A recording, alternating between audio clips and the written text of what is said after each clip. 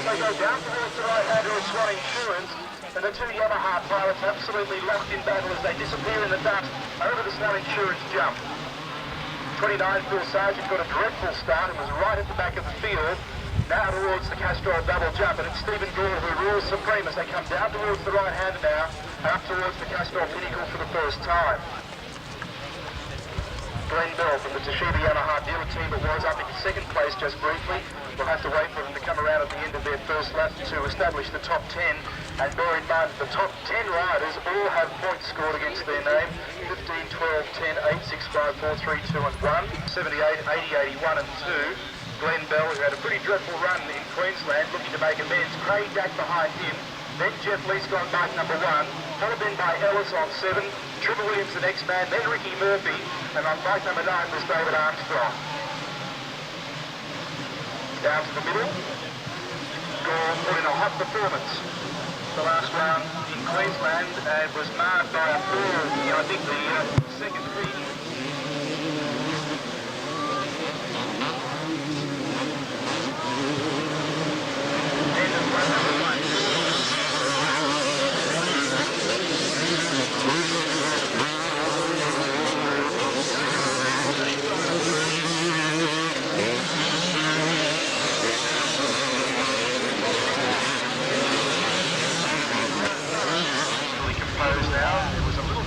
Queensland in the third round. He had Leesk all over the back of him like a cheap suit. And had to work particularly hard to pick up points there. He looks very steady today. He's the man who in fact designed this course. And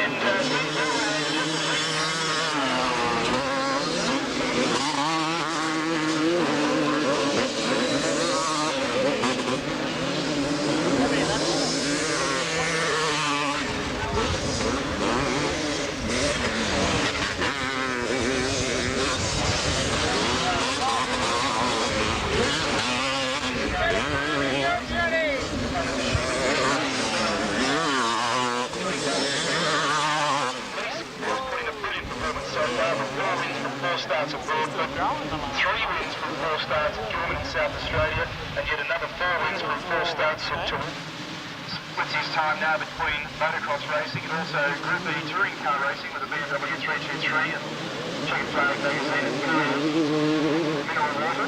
Now the news is that next year he'll go on to drive, should I say, a Group A touring car.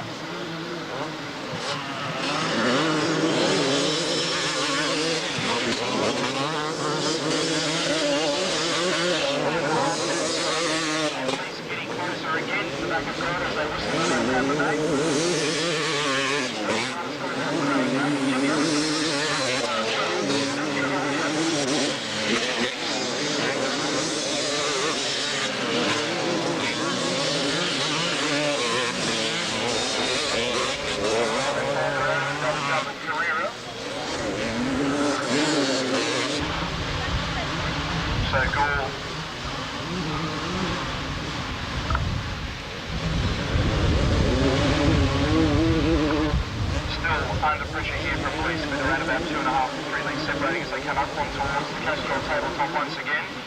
7.5 lengths now.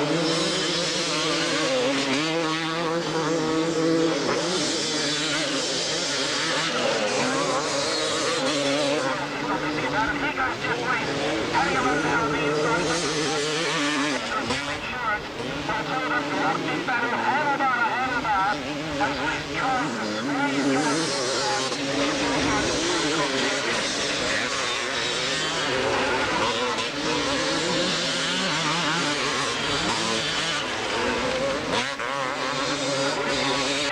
The middle of the course. Leesk on bike number 1, the sub-dealer team, then Glenn Bell, should I say Jimmy Ellis, then Glenn Bell, then we've got Trevor Williams. Coming up now to 9 minutes and 22 seconds.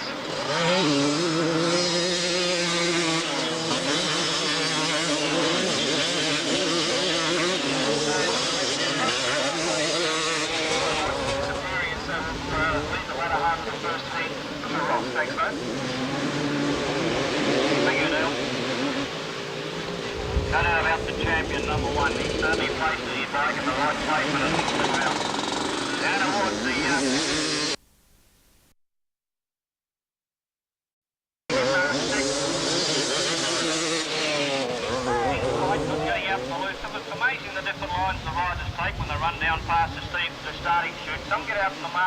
a fast drive over the bumps down the bottom. Others prefer to stay on the hard stuff and get all the traction they want. Just trying to line up the lane. Number 5 was Courting, saying Dax, there's no way leaving goal. Then number 4 having a big goal. A battle royal with the Kawasaki rider on Ted and Trevor Williams riding for Kawasaki Motors and the Jeffrey again. Round the top and heading for the Castrol tabletop. Complete now on the front the other side. Nothing between second and third. The advantage going to Billy Ellis. Ellis takes the wide line as they go past the starting chute. Hangs onto his foot there, then goes through. Trevor Flood from number 4 in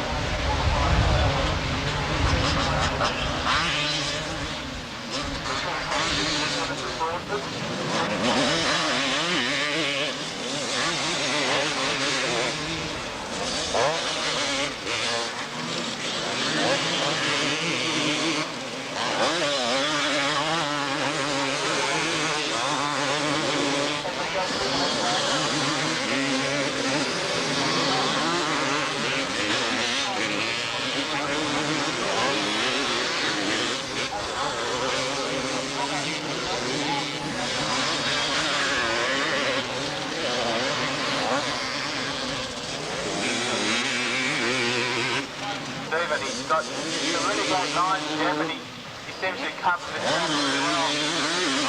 He seems to do it so smoothly. He's holding the wide front wheel at the moment.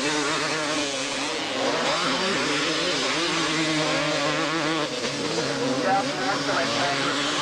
The four-time Mr. Motocross champion. Look at the speed and everything. The lines of the Honda up on the outside of Jewel. Now towards one insurance to two of them side by side, and he's forcing his way through to third place, and does it like a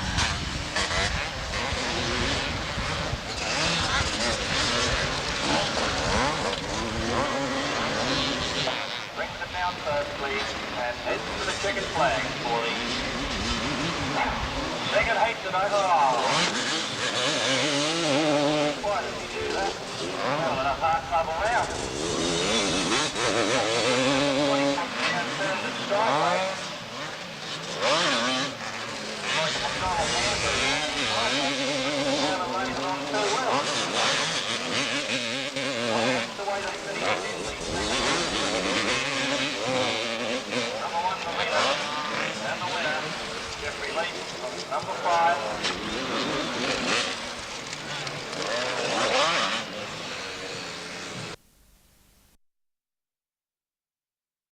You can see it proclaims the dawn of a new era for the 1985 race. It'll be the first full Group A international event at Mount Panorama. And the New South Wales TAB will break new ground when trifecta betting operates for the first time in motorsport. Next month, the Hardy Classic celebrates its 25th anniversary. Regular punters and once-a-year television motor racing devotees will be able to play their hunches. The 60 starters will be broken up for the TAB trifecta to be known as Bathurst Sports Tab. 23 of the leading contenders will be seeded, with the remaining 37 entrants bracketed as one number, 24. And this is how the betting guide sheets will appear at the TAB offices throughout the state. The TAB number appears on the left of the entry, followed by the make of car, then the driving combinations, the car's race number, and the position in the field the car will start. New South Wales Sports Minister Mike Cleary believes Bathurst Sports Tab will work. I think anyone will have a bet because the race is viewed by about 180 odd million people all over Australia and all over the world who watch it. It rates between 20 up to 40s, and it's a very popular event. It's good odds when you think of 3 out of 24. It's a great number, so someone can win themselves a matcha and have a good time. One driver likely to get plenty of support from spectators as well as punters is Peter Brock, 8 times winner of the great race. Brocky has been feeling the pinch just a little this year in the Mobile Commodore, but the folk who are used to talking with their money believe not only is Sports Tab a good idea, but the man they call Peter Perfect might just be the darling of the big dividend. I think it's a great idea. Any idea who you might put your money on? I'm a bit of a Peter Brock fan. Are you? Yep. Seems that everyone's a Peter Brock fan, but he's got a lot of opposition this year. Yeah, but he always seems to do well up there. I don't follow that closely, but you've got to take Brock, haven't you? He'd be the first one. Then you take a pin for the next two. Probably Peter Brock, somebody like that. Jim Richards. Jim Richards. Well, you're going for the form man. Yeah, I'd say the big worry would probably be the Jaguars.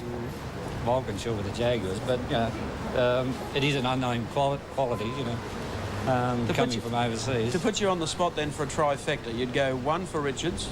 Yeah, Richards, Walkinshaw, and an old favourite, Johnny Harvey. Richardson, probably. Just as an outsider. And I guess if I was going to bet, I'd want value, and I guess if, you know, you'd probably get a decent price on it.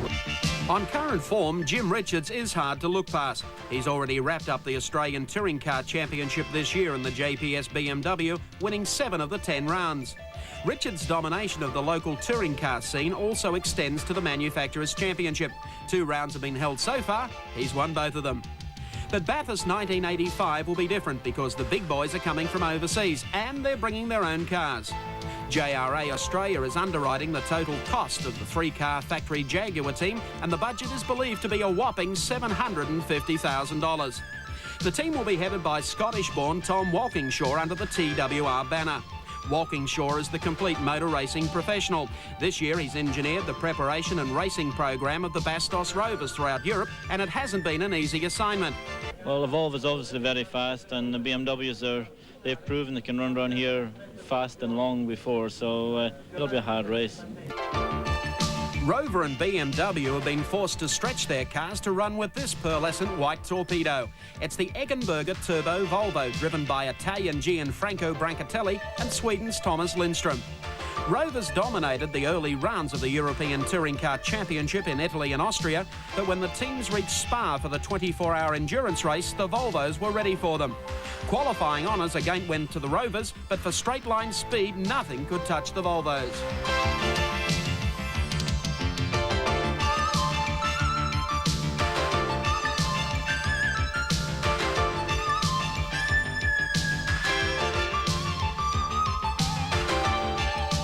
Brancatelli and Lindstrom are entered for Bathurst, while New Zealand Volvo driver Robbie Francevic gains European Siggy Muller as his co-driver, and they're a big chance. We're working for it. You see that we're doing a lot of work on the cars, and you still have to say we hope that we repeat that, and I'm pretty sure that we have a good run here as well.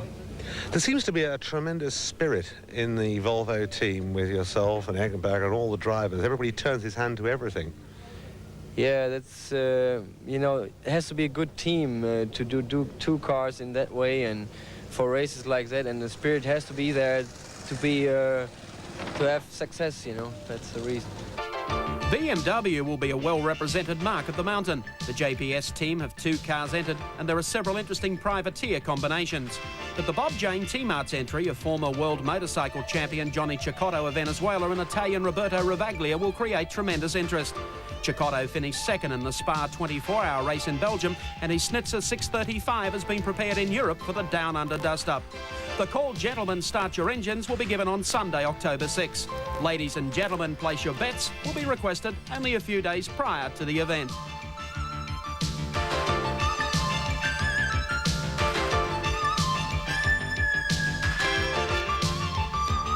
Five-year-old Danny Sullivan, 45-year-old Mario Andretti. They've been chasing each other ever since the drop of the flag at Indy.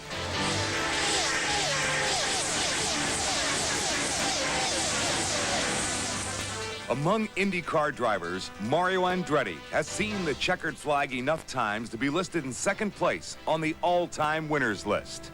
This year of 1985, Mario Andretti has most been challenged by the new star on the circuit, Danny Sullivan, the cover boy who comes from Kentucky, voted to be one of the 10 sexiest men in the world.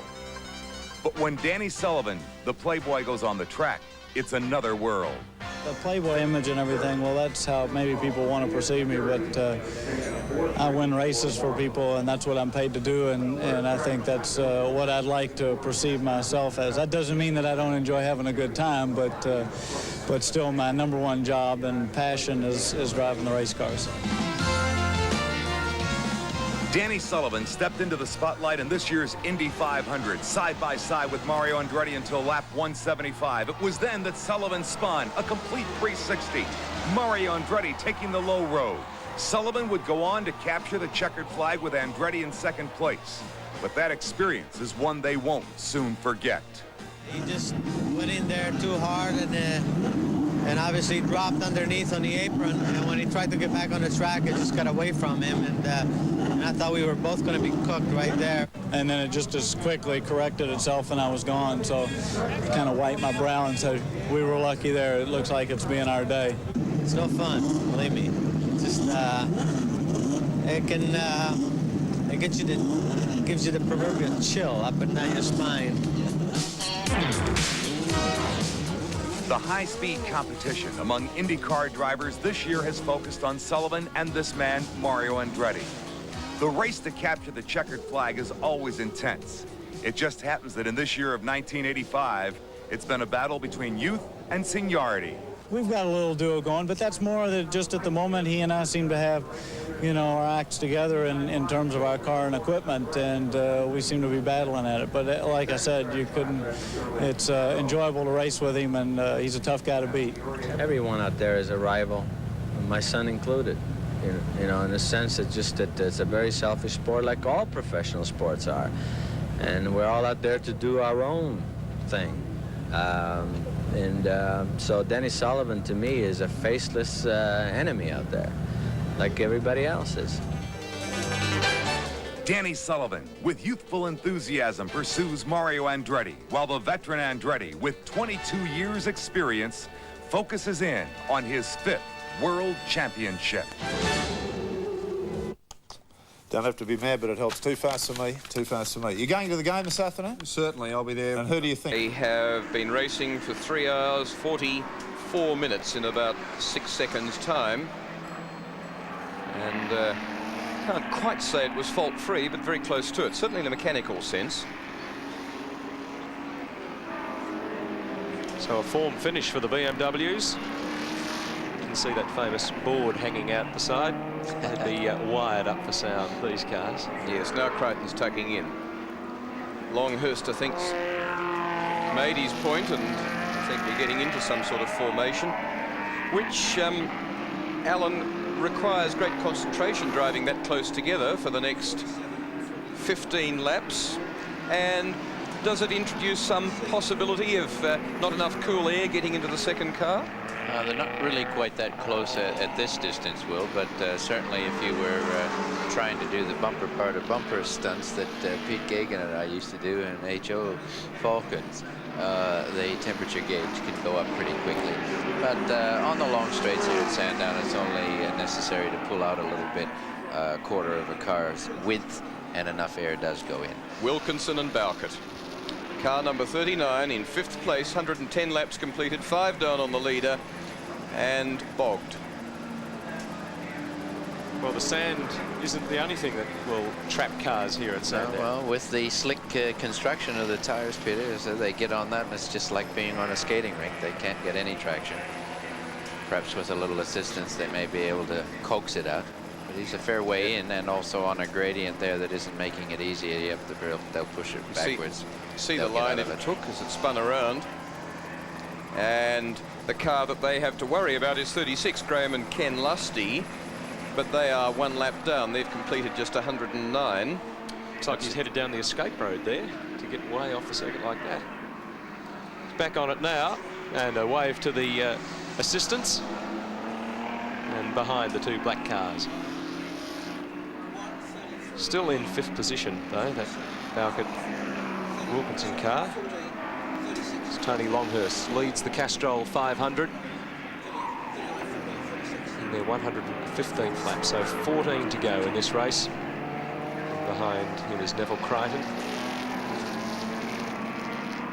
It's awfully nice with the tremendous effort that goes into maintaining a 2-car team. The easiest thing in the world to adopt is a single-car team, maximum effort on 1 vehicle, a surplus of staff to cater to every need. 2-car teams are such cause a great deal extra work on the mechanics. There isn't a team in Australia that has in effect 2 1-car teams. They're always generally just staffed by about 1.5 people to manage the 2 cars. Unlike the Formula 1 brigade, which go to the circuit, Will, with 22 to 24 people in the pit lane. In the pit lane. As you've seen, it's an unbelievable exercise. Yeah. But every team in Australia stretches their manpower resources to the limit. And it's great for any team to be able to have a 1-2 in a relatively cozy situation that we're witnessing here today. It gives the mechanics from the number 2 team a chance to say, yeah, well, we did it too. They have so many people in a Formula 1 team. When Alan Jones was in the Williams team, they had 65 employees to race 2 cars, and they are now closer to 100, and Ferrari is closer to 200 in its team. Of course, Ferrari do a lot of its own design, and the gearboxes and engines, but it is quite phenomenal. And then when you see a team like the Brabham BMW, who boost their qualifying motor up to this more than 5 atmospheres, and they are writing off an engine that is perhaps $80,000 or $100,000, and they're really going to saying we're prepared to dispense with the entire engine for 2 laps. And is that why a team like Renault decides to opt out? Renault's in a situation where, as a company, it's not making money. It's very embarrassed because the actual Renault Formula 1 cars are doing less well than the Renault engined cars like the Lotuses, and that's a bit embarrassing. And they've decided they can get quite a deal of useful technical development and exposure by supplying engines which might even make them a few francs instead of, at the moment, spending lots. Looking at Group C for a moment. Back to the leaders now. 5 laps to go. 12 rather.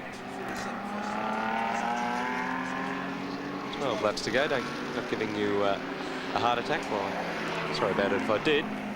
But I don't think anyone's getting too many heart attacks out there. It seems a very peaceful spring early summer afternoon. Best sun we've had all day. Very golden at the moment, and if you're out in the open air, I think the sun would be a little bit warming, which is more than it's been most of the day.